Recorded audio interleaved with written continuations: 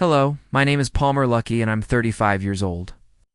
As I sit here in the quiet living room of my new home in the Dublin, Ohio suburbs, I finally have a moment to reflect on my journey.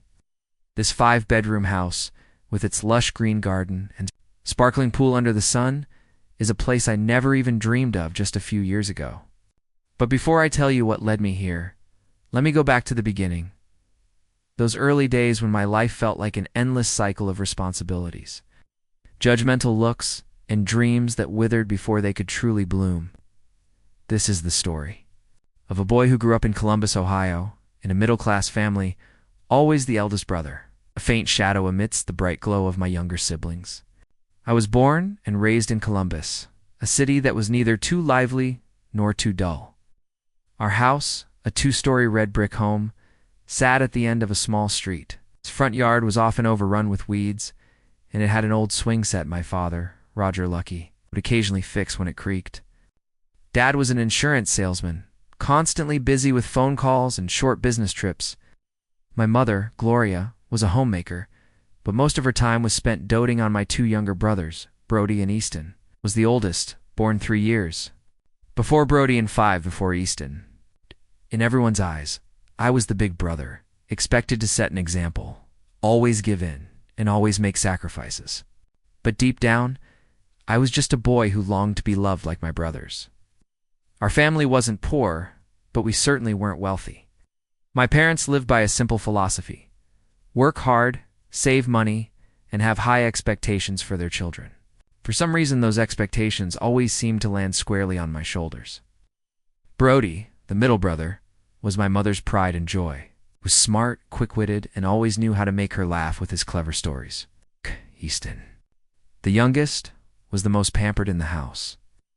With his big, round eyes and a smile that could melt anyone's heart, my mother often said, "Easton is the sunshine of our family," and me. I was just Palmer, the eldest, the one who had to do everything to keep that sunshine shining. As a child, I didn't fully grasp the unfairness. But as I grew older, the differences in how my parents treated us became more apparent. I remember summer afternoons when I was 12, staying home to clean the kitchen, wash dishes, or watch Easton while Brody and he ran out to the yard to play basketball with the neighborhood kids. "Palmer, you're the big brother. You have to be responsible," my mother would say, her hand ruffling Easton's hair, while I stood there, hands soaked in dishwater, my heart heavy. I didn't resent my brothers. They were young, and I loved them. But I couldn't understand why I always had to be the one to sacrifice while they were free to live their lives. My childhood memories are often tied to images of my parents at the dining table, praising Brody for his high grades or hugging Easton when he brought home a scribbled drawing from kindergarten. I wasn't jealous, but I yearned for my parents to look at me with the same pride. Instead, I'd hear phrases like, "Palmer, you have to set an example for your brothers, or don't disappoint me. You're the eldest." It is. Those words, though not intentionally hurtful, felt like small stones piling on my chest day after day, making me feel like I was never quite good enough.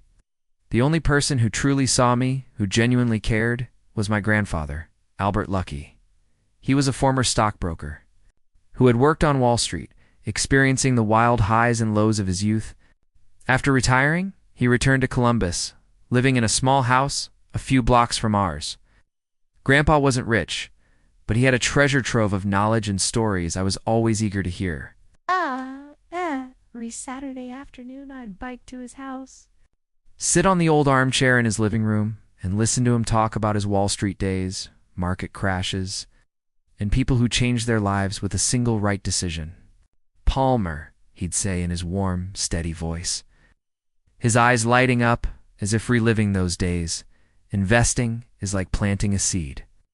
You have to choose the right seed, plant it in the ground, water it, and wait patiently. Sometimes it takes a decade for the tree to grow. But when it bears fruit, you'll see that all the effort was worth it." I didn't fully understand what he meant, but I loved the way he looked at me, like I was someone special, not just the big brother or the kid who did chores.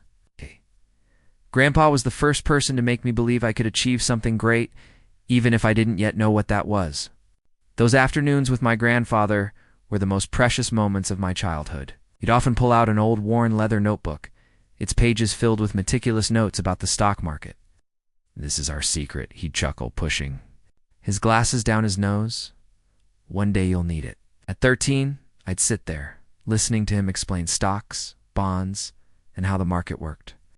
I didn't grasp it all, but I could feel the passion in his voice.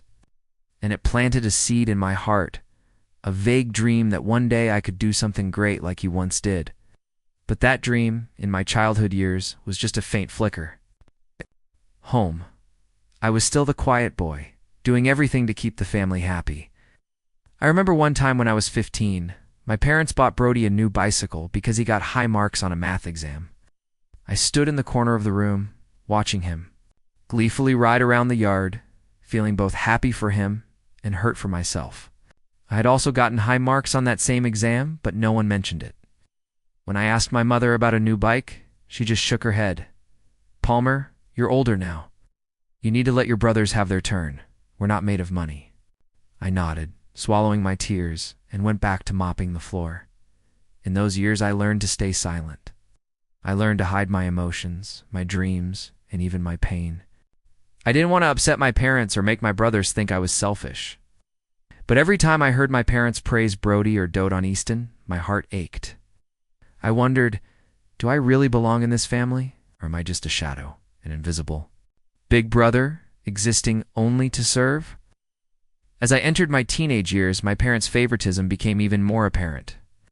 Brody was sent to gifted classes, and Easton got every toy he wanted. I didn't resent my brothers, but I started to feel like I didn't belong. I wanted to be seen by my parents, to be loved like my brothers, but that seemed like too much to ask.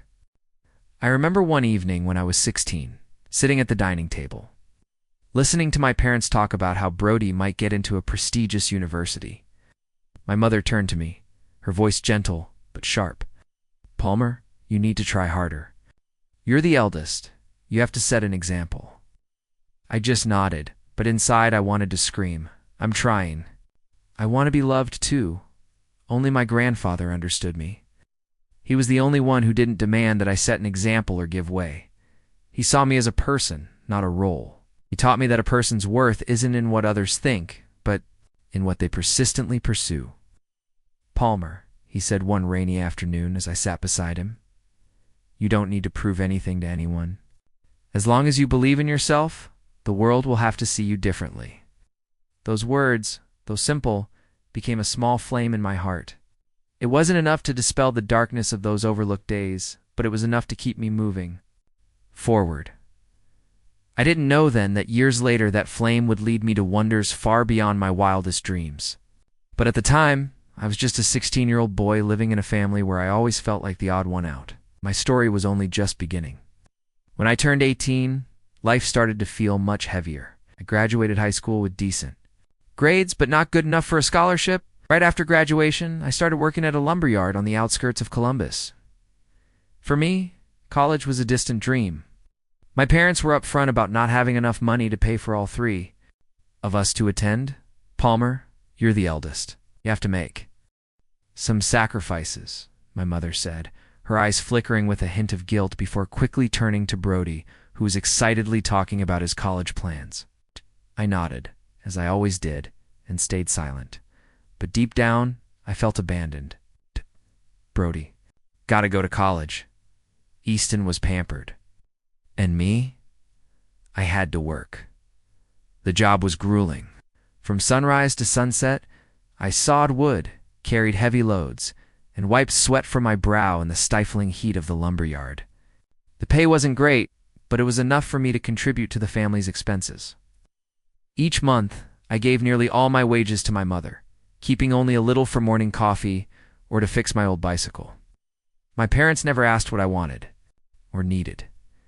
They'd thank me briefly, then turn their attention back to Brody and Easton. I didn't blame them. I knew the family needed my help. But every time I handed over my earnings, it felt like I was giving away a piece of my own dreams. When I was 21, Brody, with his sharp mind and charming smile, was accepted into a prestigious university in Ohio on a full scholarship. That day, my mother hugged him, her eyes glistening with pride. while my father clapped him on the shoulder, saying, "You're the hope of this family." I stood in the corner of the room, clapping along with everyone else. But my heart sank.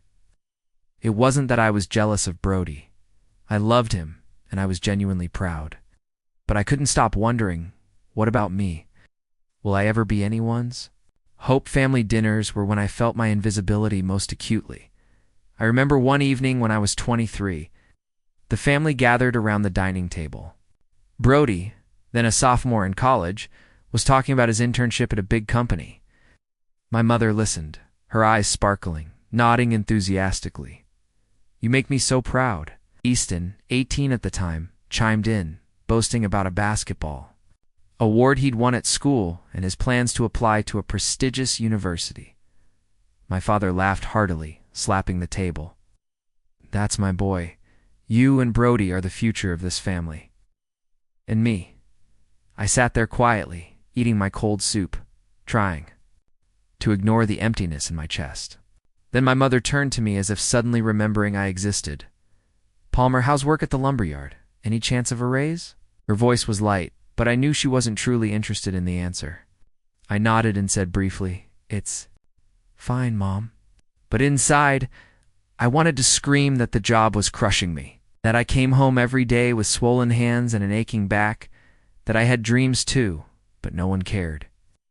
The comparisons became even more stark when Brody graduated college.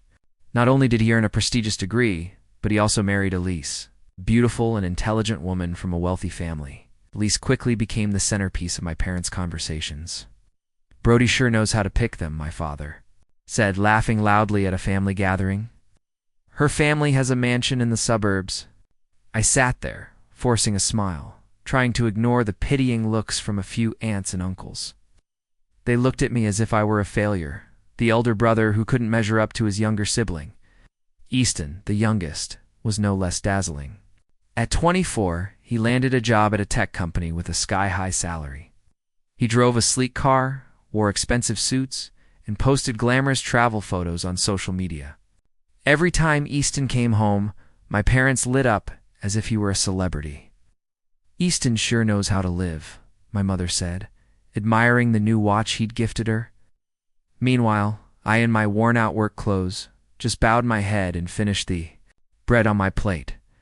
My brothers didn't mean to hurt me. I knew that, but sometimes their careless words cut like knives. During one dinner, Brody looked at me and said, half joking, "Half serious, Palmer? You're just going to keep working at the lumberyard forever. Why don't you go back to school or find a better job?" Easton chuckled, adding, "Yeah, it's the tech era now. You've got to change." I gave a faint smile and said, "I'm fine." But when I got to my room, I sat on my bed, staring at my calloused hands, feeling like the whole world was mocking me. I wasn't one to give up easily, but those moments made me doubt myself. I wondered if I was living my life wrong, if I really was the failure everyone seemed to think I was. I was almost 30, still living in a small room in my parents' house, still doing manual labor, and still being compared to my shining younger brothers. I felt like a shadow, faint and invisible, existing only to highlight the success of others. But in that darkness, there was still a small spark. My grandfather. He was still there in his little house, with the worn armchair, still telling me stories about Wall Street, about patience, and about people who overcame hardships to achieve greatness. He looked at me without judgment or comparison. "Palmer," he said one afternoon when I visited, "you don't need to be like Brody or Easton. You have your own path. Don't let anyone make you think you're not good enough."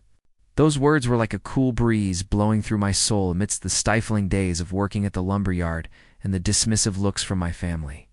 There's one thing I haven't mentioned yet. I started investing in the stock market. When I was 20 years old, I began with a meager amount, just a few hundred saved from my wages. I had no degree, no financial background, but I had my grandfather, my first and only teacher. He taught me the basics, how to pick stocks based on a company's value, how to diversify my portfolio to reduce risk, and above all, how to be patient. "The market is like a wild horse," he said in his deep, steady voice. It'll throw you off if you rush. But if you learn to ride it, it'll take you far. The old notebook my grandfather had filled with notes from his years as a stockbroker on Wall Street became my guiding compass.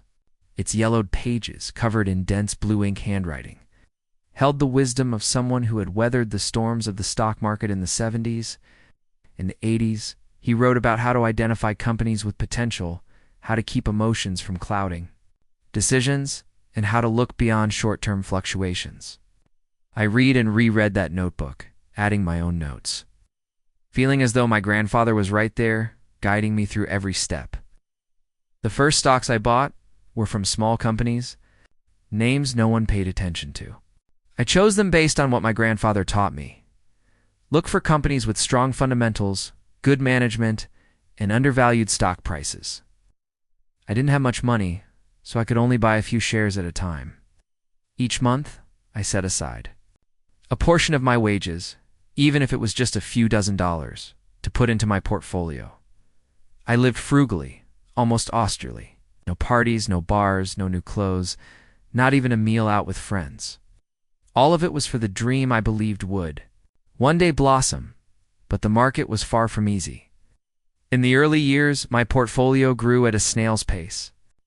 Some months, I made a few dollars in profit, but others, stock prices plummeted, leaving me sleepless for nights on end. I remember one time when I was 22, the market took a sharp dive due to a minor crisis. A third of its value. I sat in my room staring at my phone screen, my heart pounding, my hands trembling, tempted to hit the sell button. I thought about the money I'd poured in, the days of backbreaking work, and it felt like all my efforts were slipping away. I biked to my grandfather's house, my heart heavy. He sat in his armchair, listening as I poured out my fears, then placed a hand on my shoulder.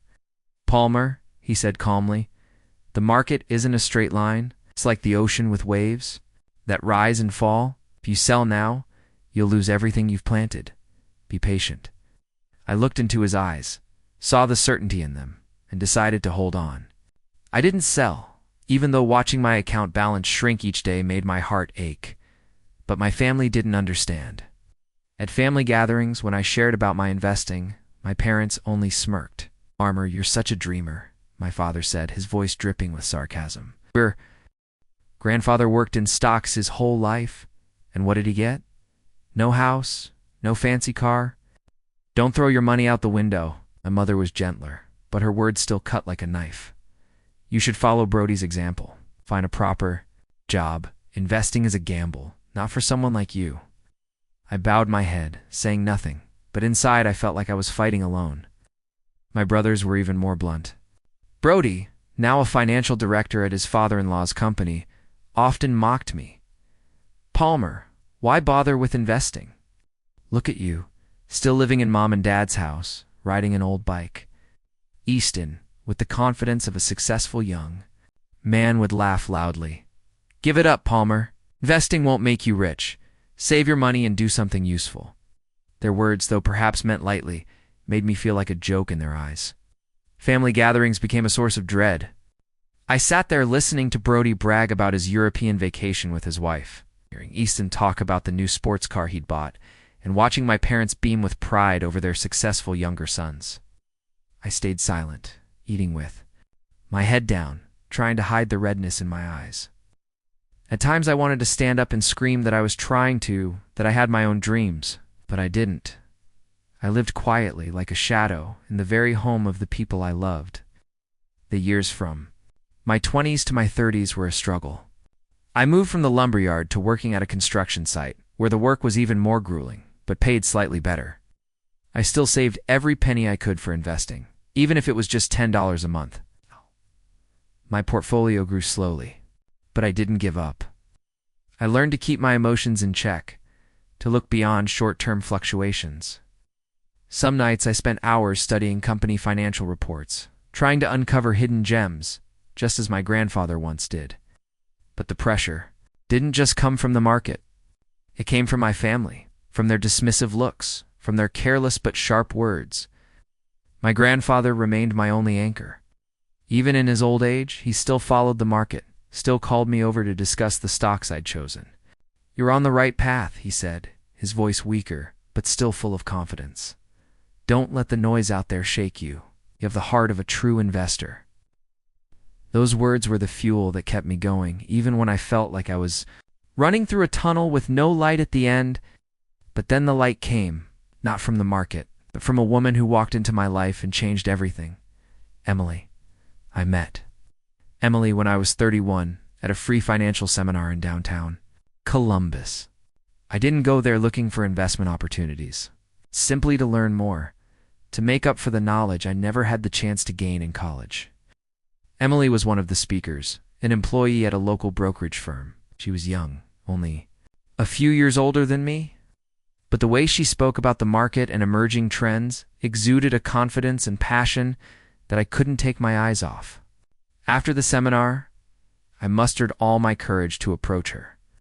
I don't have a finance degree, I stammered, but I want to learn. Can you recommend some books? Emily smiled, her eyes sparkling. You don't need a degree to understand the market, Palmer. You just need curiosity and discipline. I see that in you. We started talking more after that.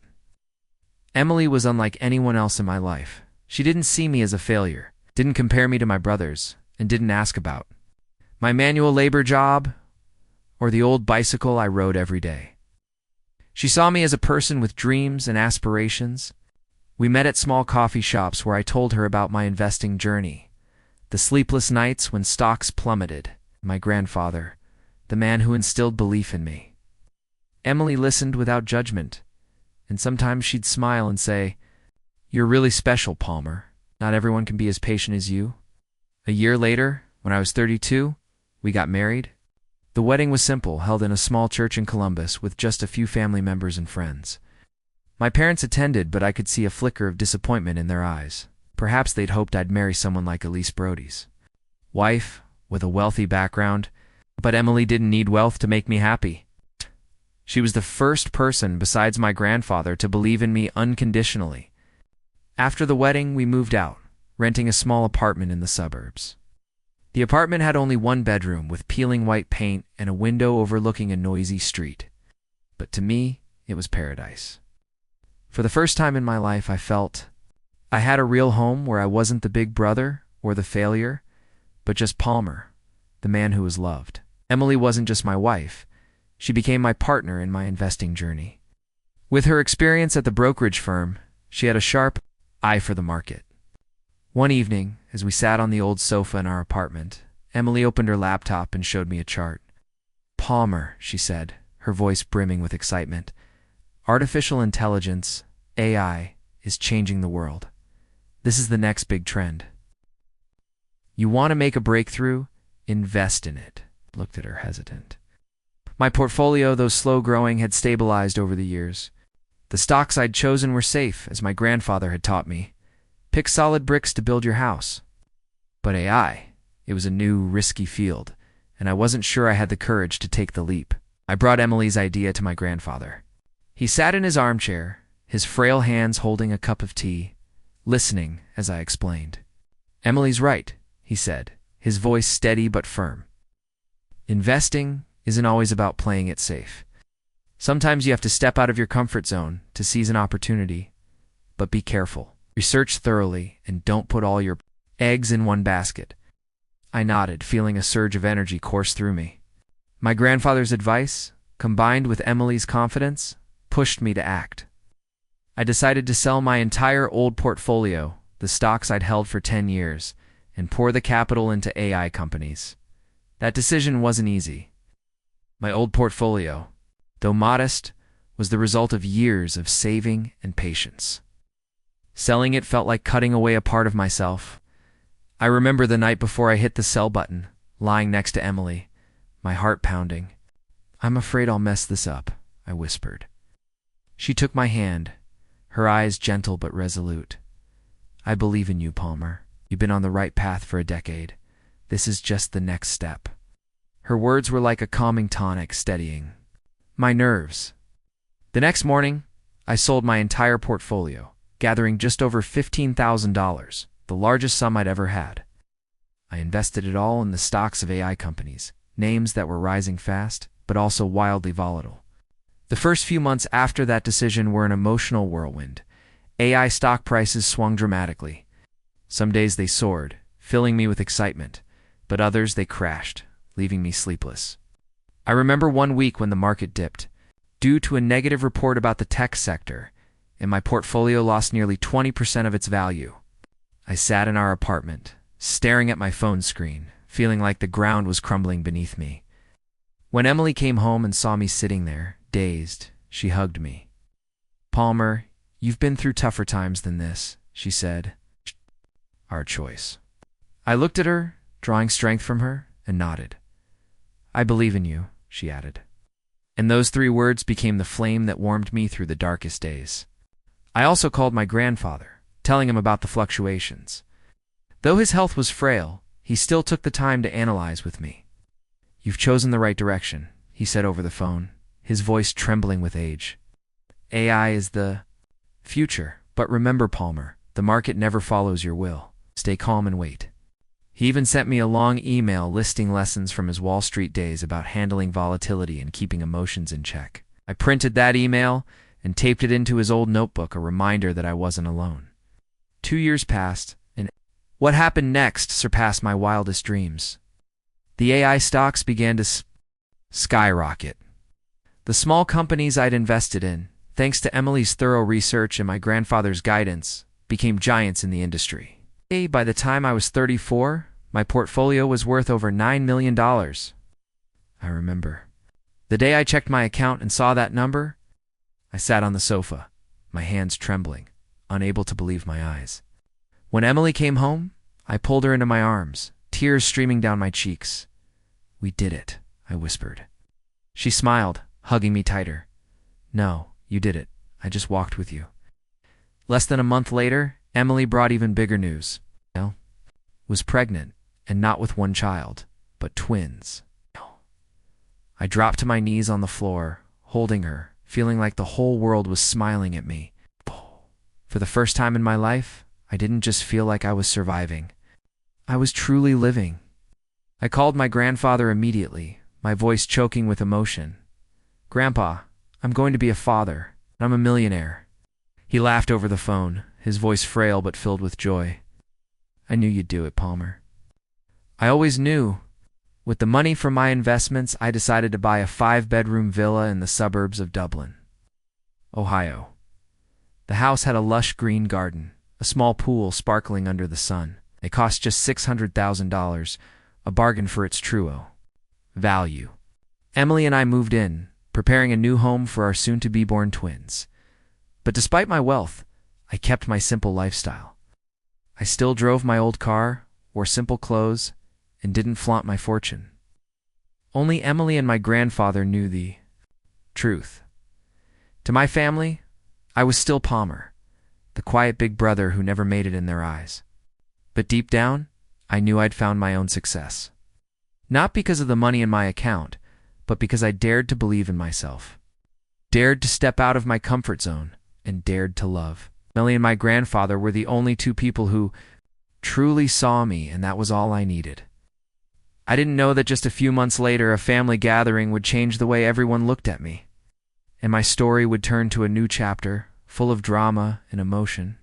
It was a fall day when I was 35, and the entire Lucky family gathered at Uncle Gene's farm, my father's younger brother. Uncle Gene was a jovial farmer, always wearing a checkered shirt and a straw hat, with a wide smile that warmed everyone's heart. His farm, located on the outskirts of Columbus, stretched across golden fields glowing under the sunlight. With a large wooden house, spacious enough for the whole extended family to come together.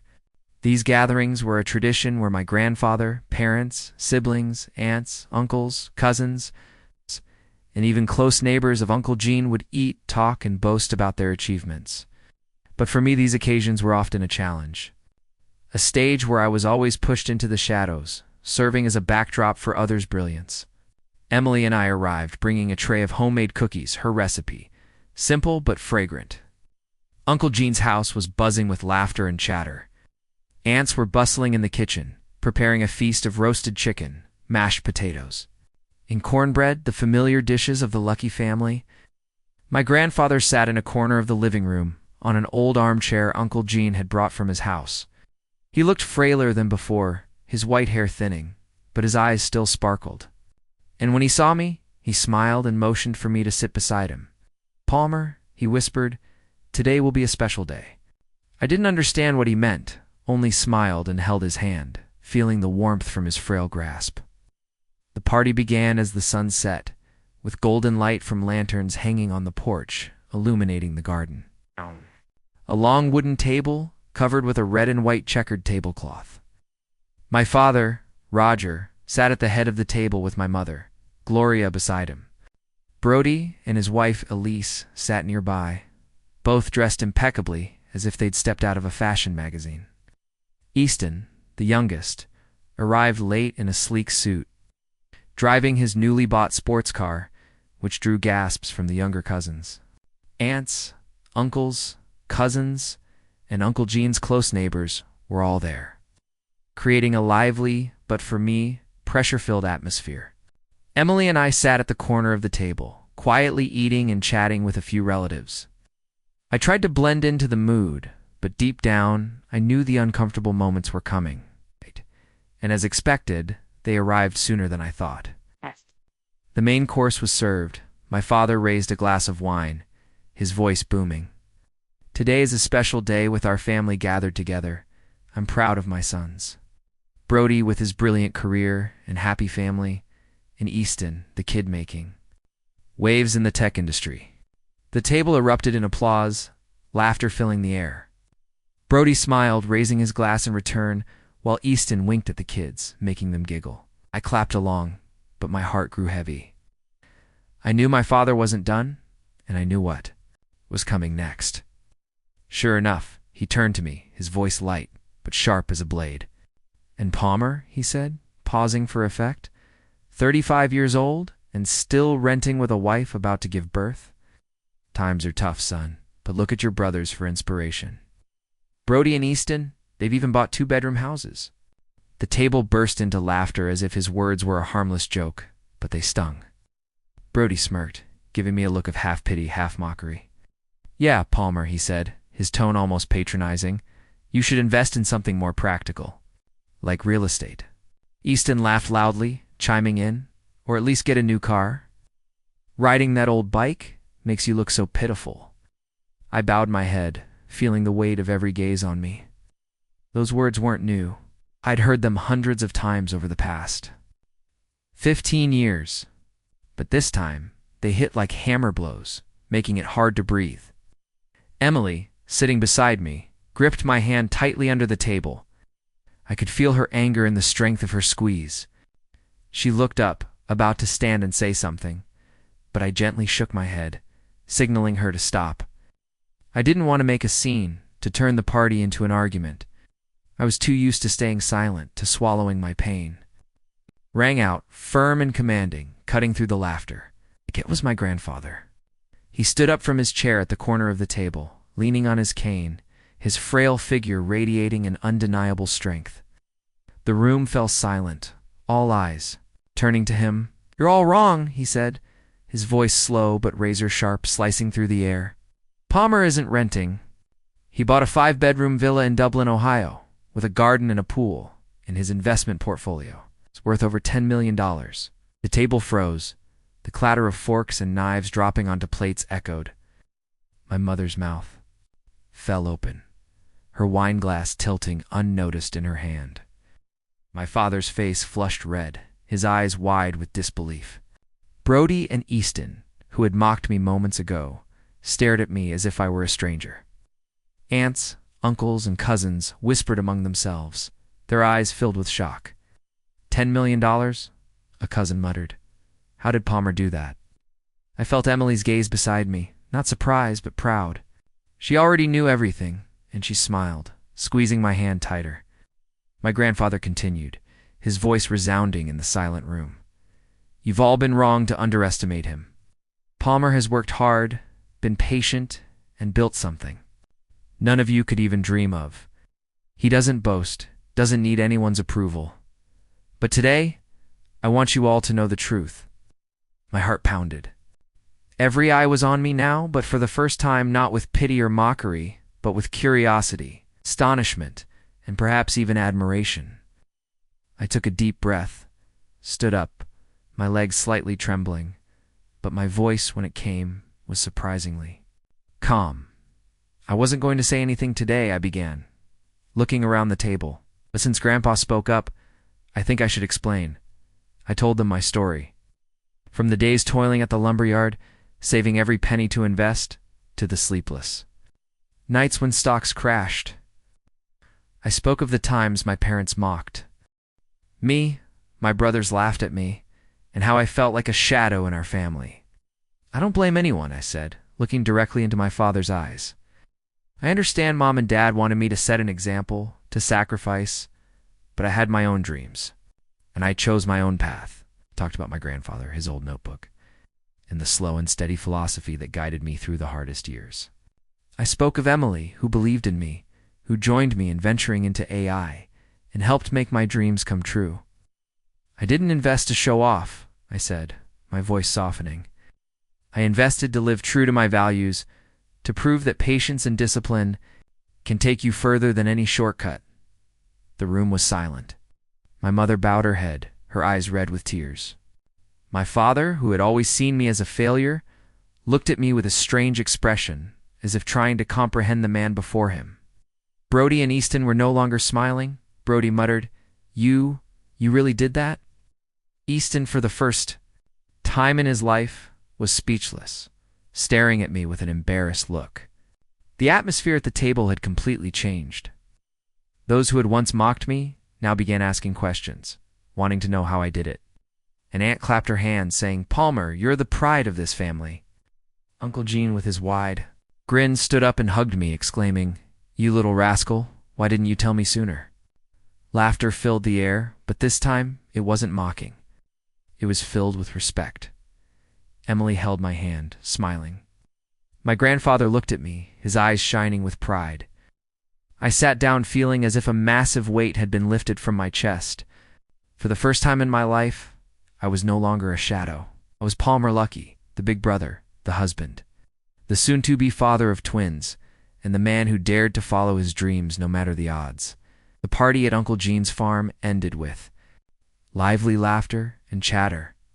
But this time, I was no longer on the sidelines. I left with a sense of relief, as if I had reclaimed myself after years of being overlooked. But the story didn't end there. A few weeks later, an unexpected meeting opened a new chapter, not just for me, but for the entire family. One Saturday afternoon, while I was fixing the wooden fence in the backyard of our new villa, my phone rang. It was my grandfather. His voice was weak, but warm as always. "Palmer, can you come to my place for a bit? There's something I want to talk about." I was surprised. He rarely called with such urgency.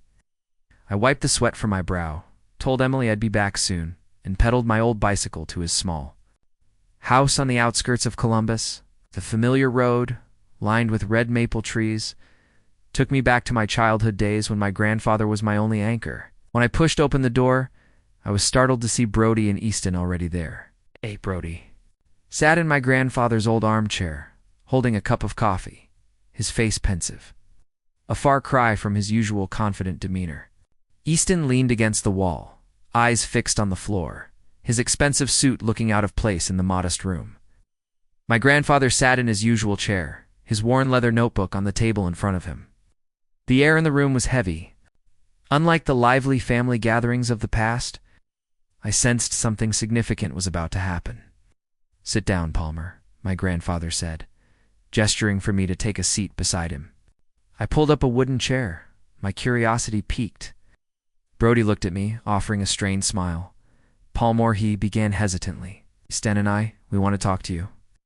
Easton nodded but said nothing, rubbing his hands together as if searching for the right words. I glanced at my grandfather, who gave a slight smile, as if he'd known this was coming. Brody took a deep breath and started. "Palmer, after the party at Uncle Gene's, I've been thinking a lot. I'm sorry for the things I said before, for all the times I mocked you, saying your investing was pointless. I was wrong." His apology caught me off guard. Brody, the confident younger brother who was always our parents' pride, now sat before me with a sincere, almost vulnerable expression. Being a son-in-law in Elise's wealthy family isn't as easy as everyone thinks, he continued, his voice lowering. My in-laws have high expectations. They want me to succeed, to make a lot of money, to be worthy of their daughter. Every day, I have to maintain this perfect image, a successful husband, an outstanding financial executive. But you know what, Palmer? I'm exhausted. I don't have freedom, no control over my life. Everything I do has to be approved by my wife's family. Sometimes I feel like I'm living someone else's life. I looked at Brody, seeing him open up in a way I never had before. He was always the dazzling brother with a beautiful house, a fancy car, and lavish vacations. But now I saw a different Brody, one trapped in his own success. I wanted to say something, but Brody raised a hand, signaling he wasn't done. I look at you and I realize you've done what I didn't dare. You've lived true to yourself. You didn't chase anyone's expectations, didn't pretend.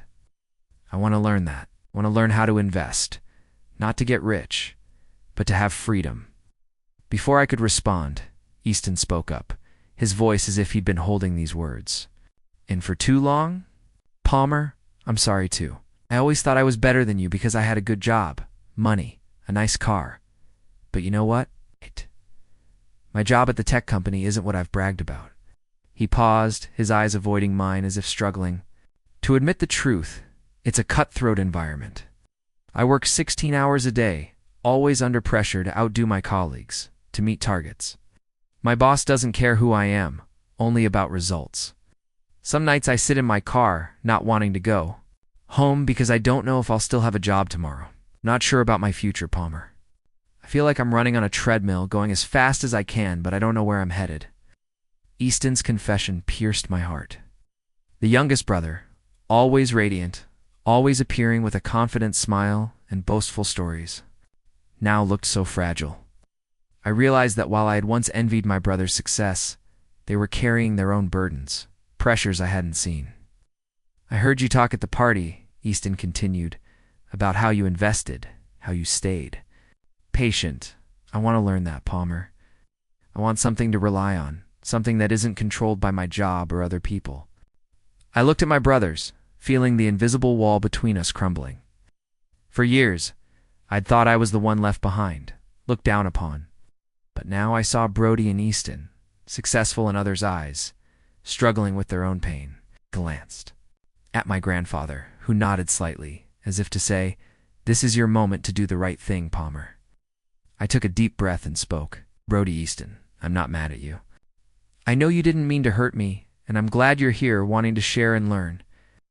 I'm no expert, but I'll help you just like Grandpa helped me." I turned to my grandfather, smiling. "And I think Grandpa would love to teach us. All over again?" My grandfather laughed, his voice weak, but filled with excitement. "That's right, my grandsons. I'm old, but I've still got enough in me to pass on a few tricks." He pushed the worn leather notebook across the table, opening it to a page filled with dense handwriting. "Investing isn't just about money," he said, his eyes sparkling as they did when I was a child. "It's about patience, discipline, and, well, believing in yourself. You boys want to learn? Good. But remember, this isn't an easy path. You have to be ready." Brody and Easton nodded, their eyes filled with determination. I felt a new connection between us brothers, as if we were truly understanding each other for the first time. My grandfather began explaining, as he once did, with me about picking stocks, analyzing the market, and keeping emotions in check. I chimed in, sharing lessons from my own failures and successes, especially my turnaround with AI stocks. Brody took careful notes while Easton, though still a bit shy, started asking sharp questions. That afternoon passed with stories, lessons, and even laughter.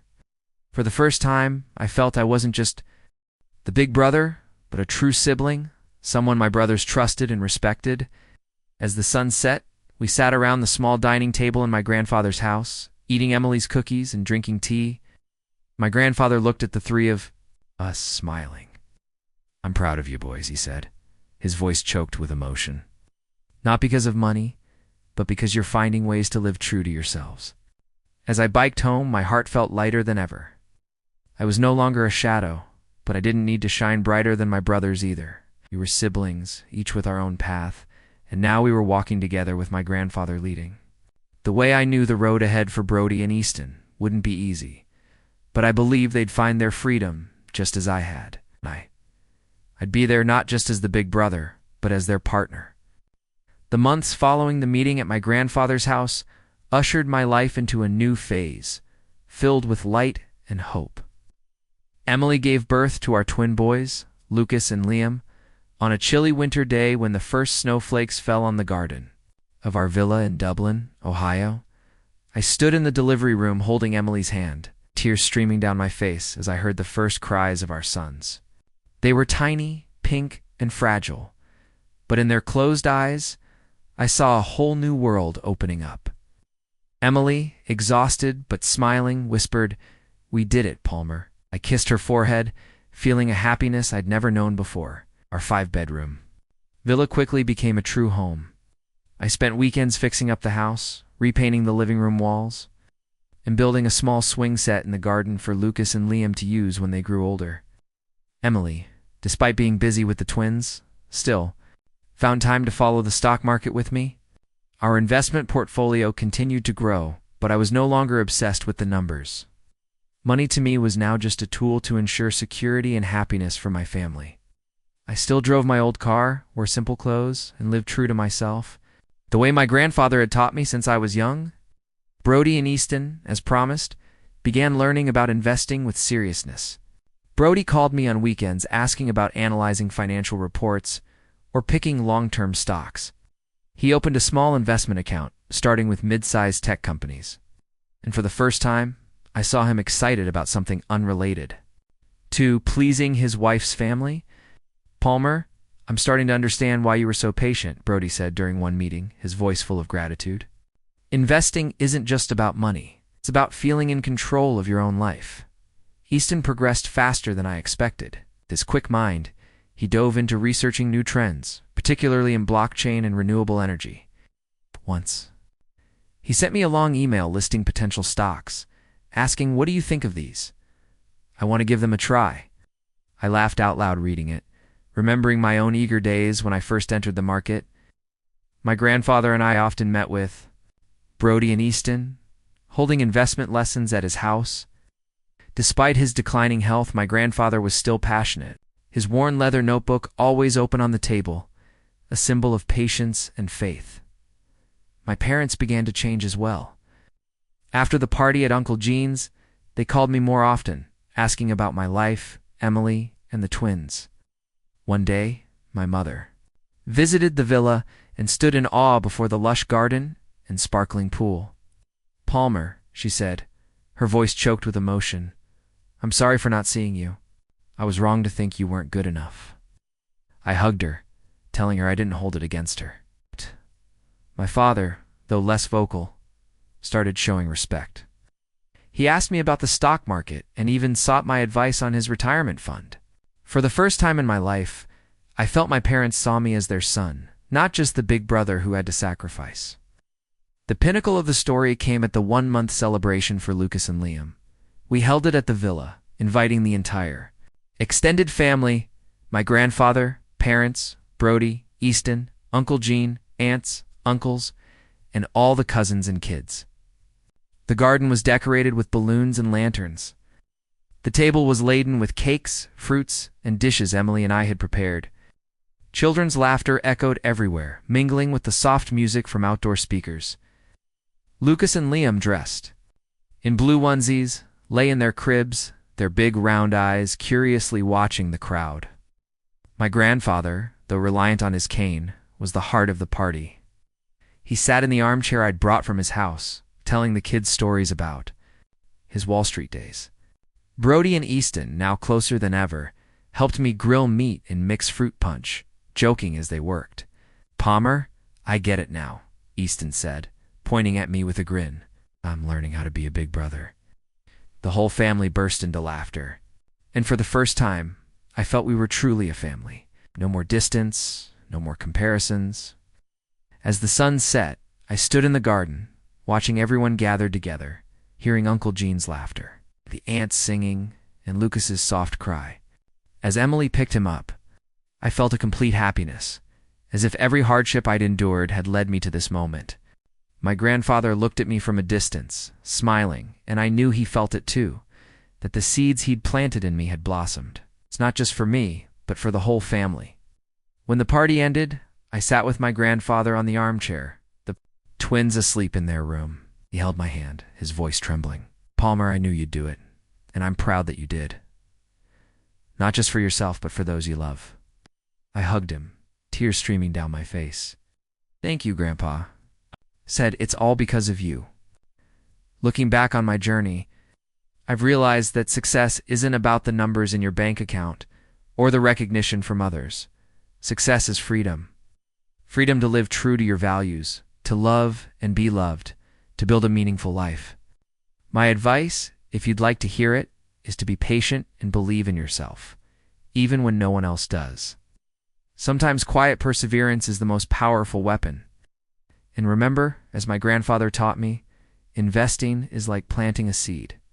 You have to wait for the tree to grow, but when it bears fruit, every effort is worth it.